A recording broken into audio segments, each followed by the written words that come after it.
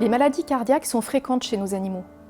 Chez les chats adultes, les principales maladies du cœur atteignent le muscle cardiaque. La cardiomyopathie hypertrophique, lors d'épaississement des parois du cœur, peut être causée par une hypertension artérielle ou une hyperthyroïdie, ou être d'origine génétique dans des formes familiales. Le ragdoll, le Maine Coon ou le persan sont des races prédisposées. Chez le chien en général et surtout ceux de petite race, ce sont plutôt les valves cardiaques qui sont atteintes.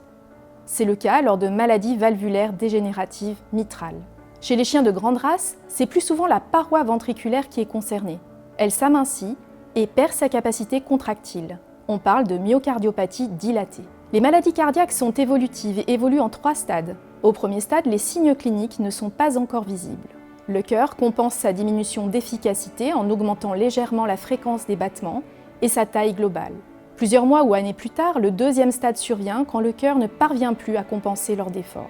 Au deuxième stade, on observe alors des symptômes comme une fatigue générale ou secondaire à un exercice même limité, un essoufflement et une toux chez le chien.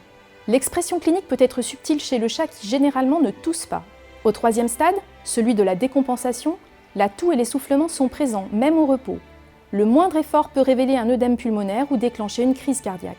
En cas de fatigue à l'effort et de toux chronique, il est important de consulter rapidement pour déterminer si les symptômes sont d'origine cardiaque ou respiratoire.